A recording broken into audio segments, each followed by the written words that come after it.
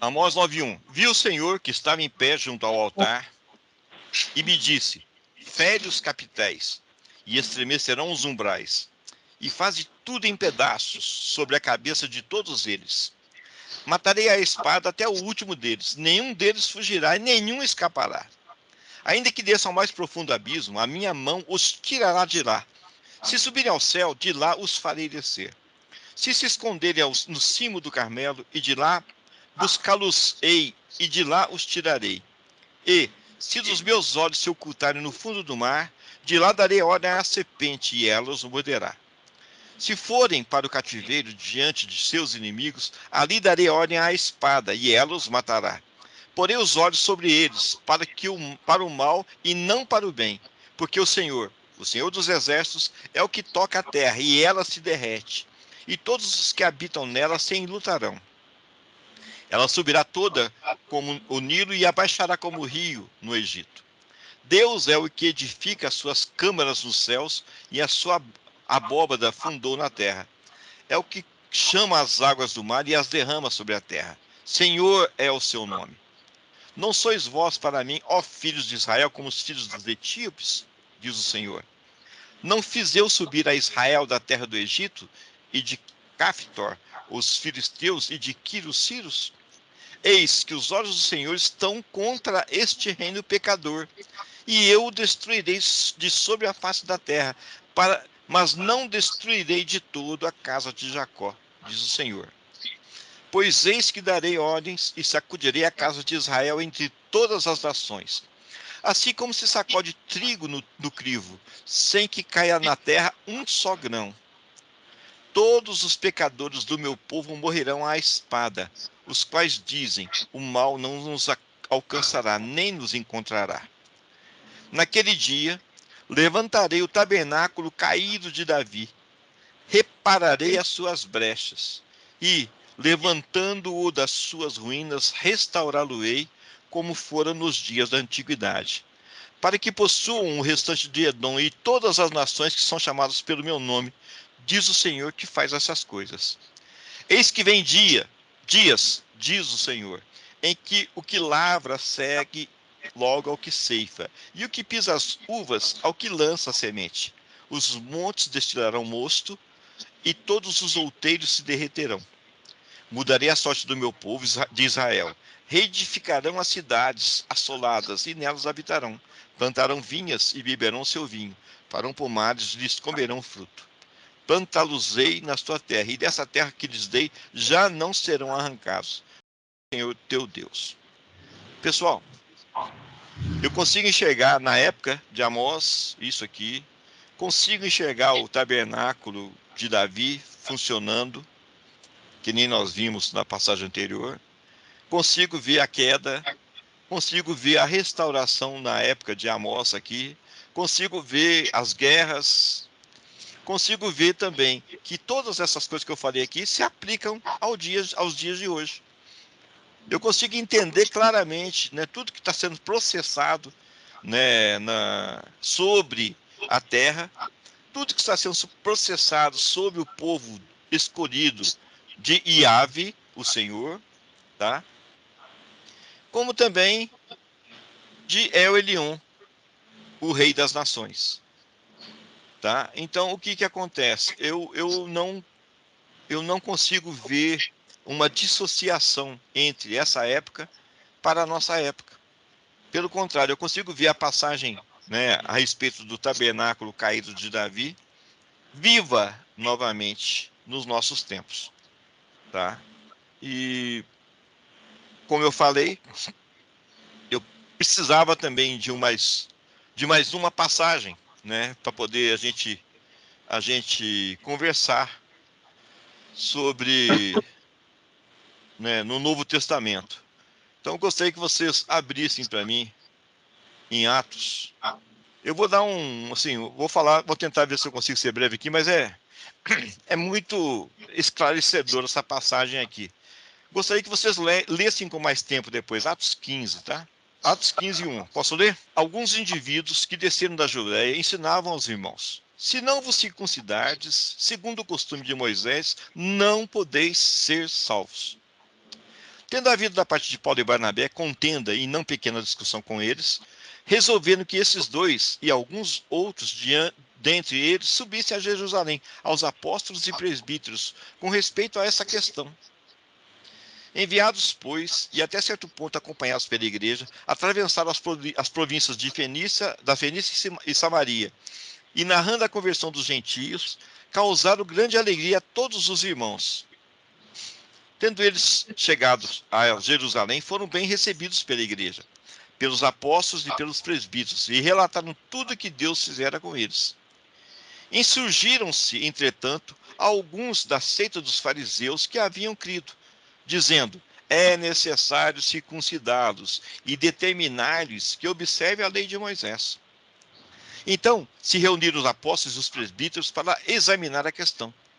Havendo grande debate, Pedro tomou a palavra e lhes disse: irmãos, vós sabeis que desde há muito Deus me escolheu dentre vós para que por meu intermédio ouvissem os gentios a palavra do evangelho e crescem.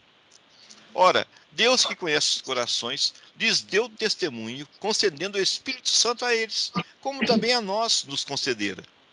E não estabeleceu distinção alguma entre nós e eles, purificando-lhes pela fé o coração.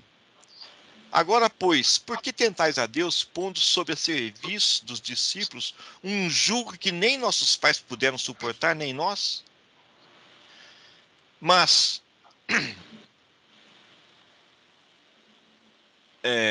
mas cremos que fomos salvos pela graça do Senhor Jesus, como também aqueles o foram. E toda a multidão silenciou, passando a ouvir a Barnabé e a Paulo, que contavam quantos sinais e prodígios Deus fizera por meio deles entre os gentios. Pessoal, aqui é uma contenda entre, naquela época, porque, olha bem, estava sendo determinado o final de uma era. Qual era? A era do tabernáculo aarônico, ou tabernáculo de Moisés. Porque agora existe a manifestação verdadeira do novo e vivo caminho, que é o sacerdócio melquisedequiano. Então aqui nós estamos exatamente na fronteira entre uma era que ficou para trás para uma era que agora se estabelecerá como algo que jamais será abatido. Tá? Então, a primeira época, o primeiro tabernáculo está agora sendo desmantelado. Retira o primeiro para que possa ser estabelecido o segundo. Aí, evidentemente, que eu consigo entender a contenda daquela época. Eles, que foram sempre obedecedores, ou tentavam obedecer às leis mosaicas, né? Fariseus, que era a encarnação do legalismo, né? Tentando entender Cristo Jesus, o novo e vivo caminho, o novo sumo sacerdote, segundo a ordem de Melquisedeque, porque é assim que ele se foi intitulado, não estabelecido pelas mãos humanas, ou seja, foi estabelecido pelo próprio Deus, pelo próprio El Elyon, né? E esse novo sacerdócio, na mente desses fariseus, não fazia sentido, porque afinal de contas a vida inteira deles era viver o sacerdócio aarônico. E os fariseus mais do que nunca, né? Um momentinho só. O que acontece? Eles tentando fazer uma vida na graça baseada naquilo que eles conheciam, eles tentaram impor em cima dos gentios a mesma situação que eles tinham diante deles lá. Era necessário, né, ao ver desses fariseus, que todos os gentios se circuncidassem e fizessem aquilo que eles sempre fizeram, que era nada mais nada menos do que ter essa situação legalista da lei mosaica imposta sobre os gentios. E a contenda aumentou, discutindo entre Paulo e o outro irmão lá, Barnabé, se não me engano. Não, deixa eu ver quem que era aqui no comecinho aqui. Discussão. Ronaldo, Oi, irmão.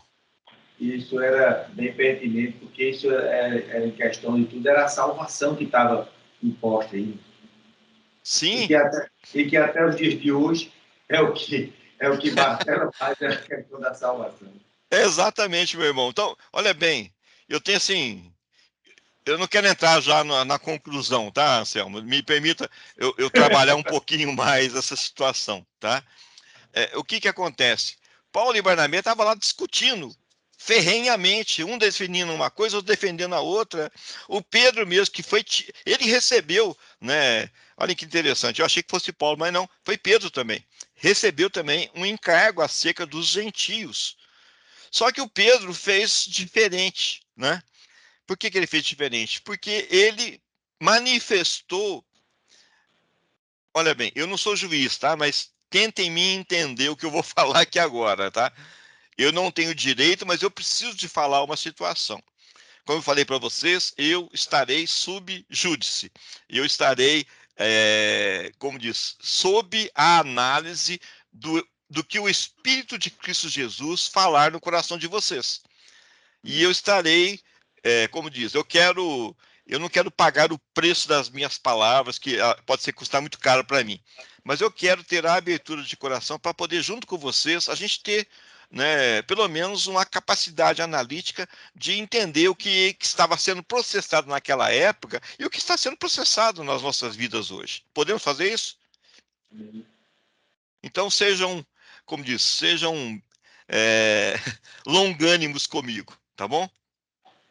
Agora, a meu ver, Pedro, embora tivesse uma incumbência de ministrar aos gentios, ele não se limitou a ministrar aos gentios. Ele pegou e tentou fazer uma pregação do, para mim, do pior coisa que existe, que é nada mais, nada menos do que o evangelho da circuncisão. Porque ele não conseguiu também se desvencilhar da circuncisão, entendeu?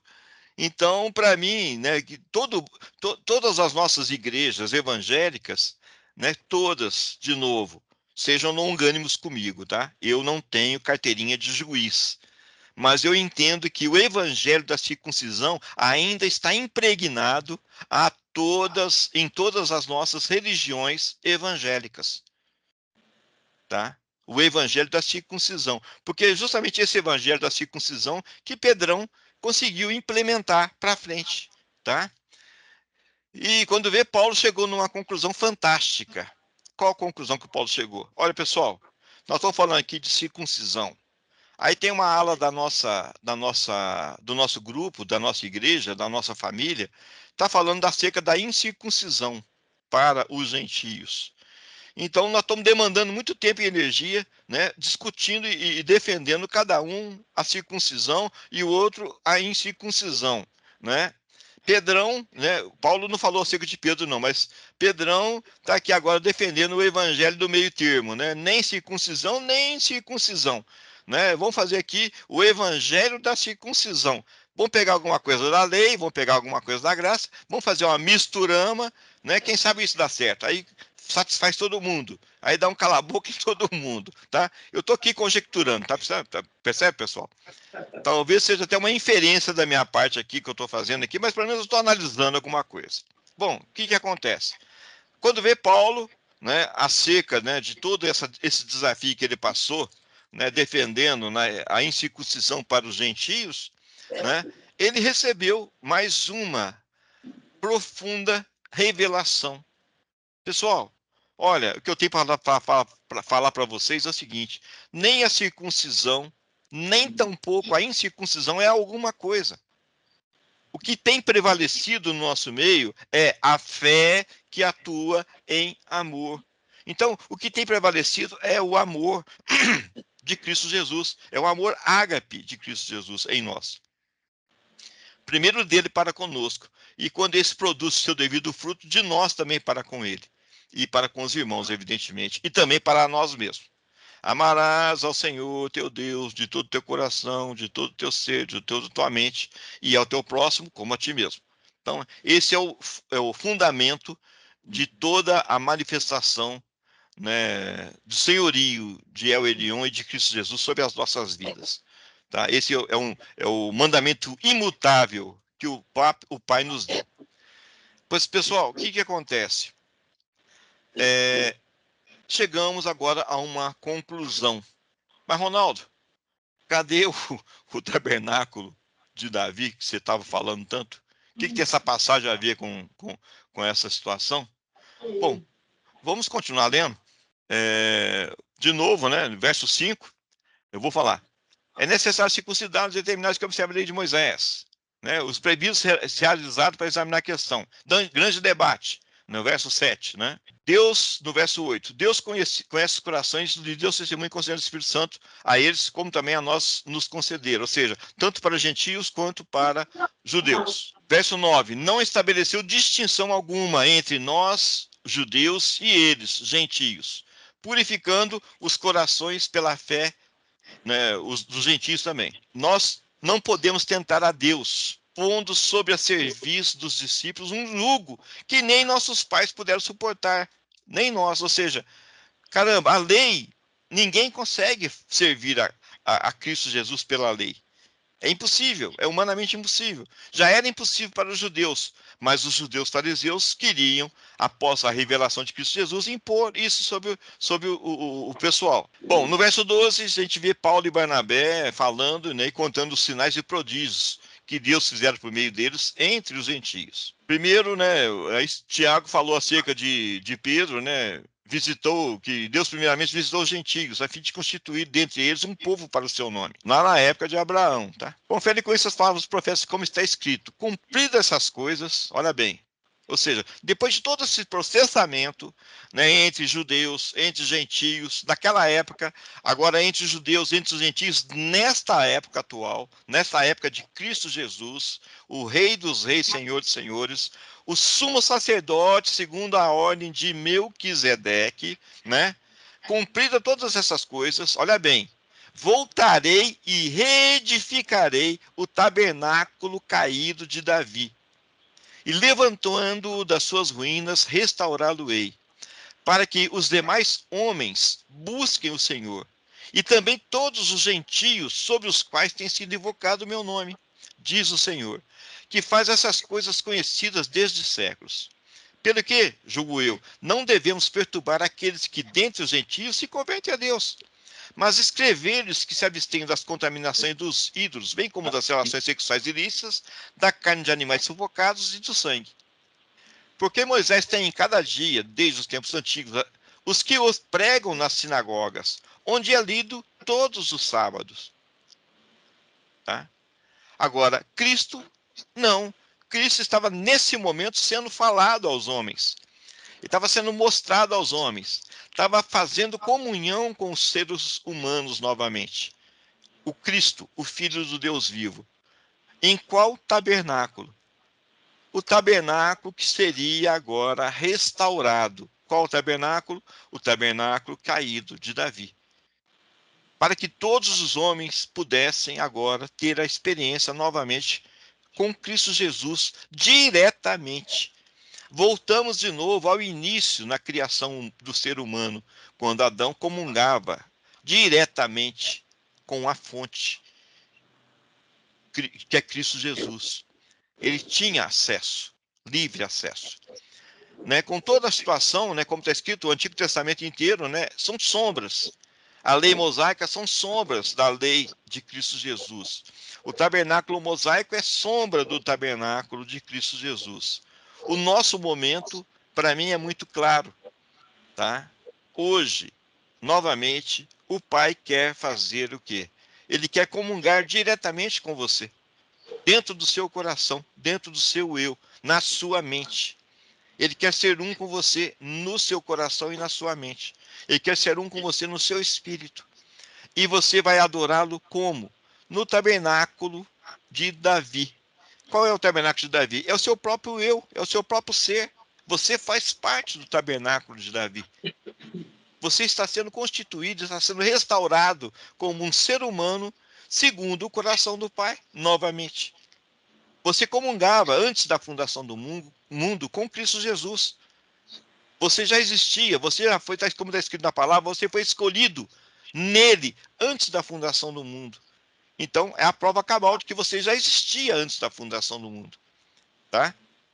Nós somos seres que irão viver uma eternidade.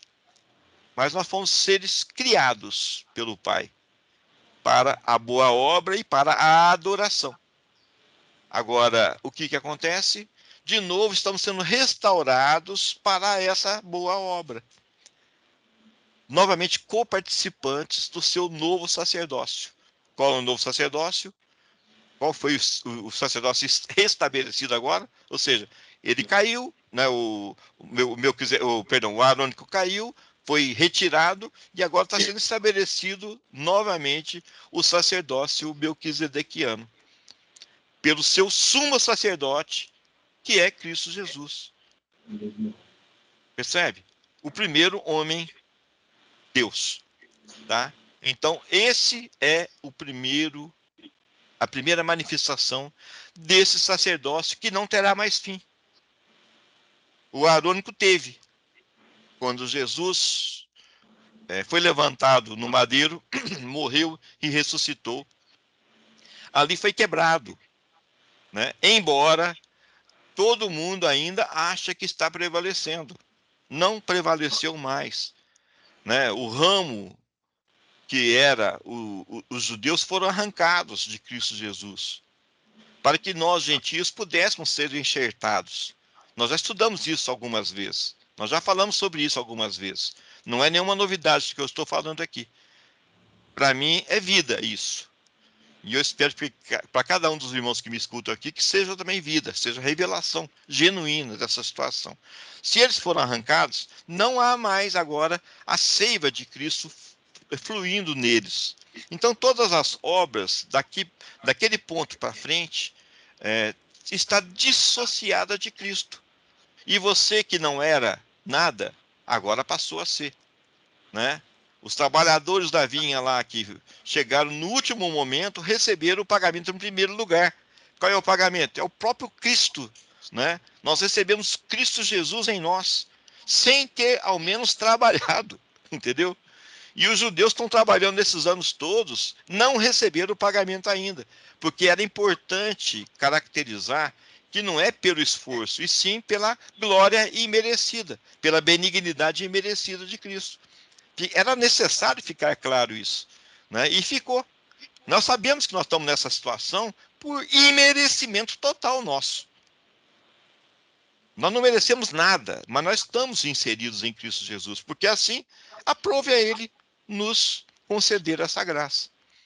E estamos nós agora ligados com Cristo Jesus, tá? E precisamos claramente nos apercebermos dessa situação e começarmos realmente agora ministrando no tabernáculo restaurado de Davi, que nós fazemos parte, tendo como sumo sacerdote Cristo Jesus, que nós sabemos que ele é o sumo sacerdote segundo a ordem de Melquisedeque, como está escrito também, tá? Exercitarmos agora sacrifícios dignos, né, do Deus a quem nós servimos, que é o Elion.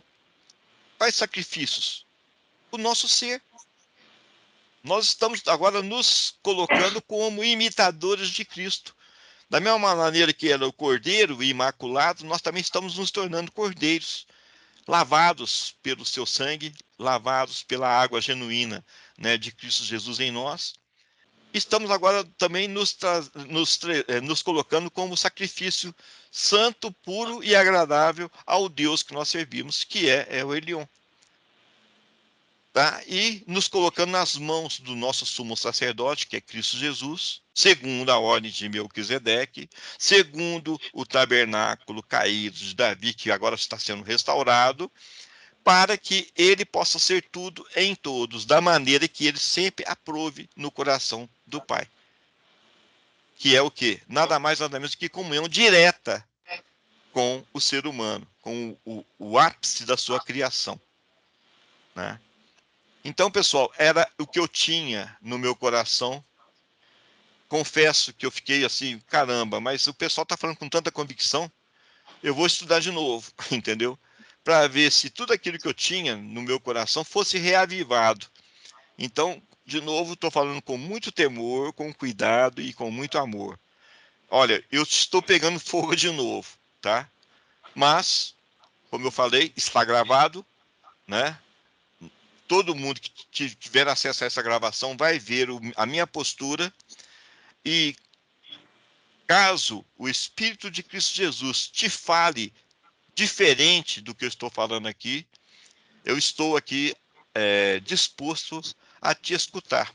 Vamos de novo entrar num nível de arrazoamento, né? Vamos falar a razão da nossa fé. Então saibam, essa é a razão da minha fé, entendeu? Eu creio dessa forma. Até aqui eu estou crendo dessa forma. Até aqui eu penso que, de novo, o fogo me aqueceu novamente no meu coração, tá? Eu faço parte desse novo e vivo sacerdócio. Sacerdócio segundo a ordem de Melquisedeque. O sumo sacerdote a quem eu sirvo chama-se Cristo Jesus. O sacrifício que ele agora oferece, primeiro ele ofereceu-se a si mesmo. Agora ele está nos preparando para que nós também sejamos, diante do Deus que nós estamos servindo, né, um sacrifício santo, puro e agradável a Deus. Somos nós mesmos. E eu tenho me colocado dessa forma, né, diante de todo mundo, diante desse sumo sacerdote a quem eu me prostro, tá? E diante do altar de El Elyon, cujo altar eu estou vendo que eu estou sendo preparado para ser, junto com Cristo Jesus, né? Já morri com ele, já ressuscitei com ele, e agora estou me tornando um sacrifício vivo, santo e agradável ao Pai, tá? Então, estou agora aberto a escutar alguma coisa, se alguém tiver falar alguma coisa aqui hoje, ou contra ou a favor, tá bom?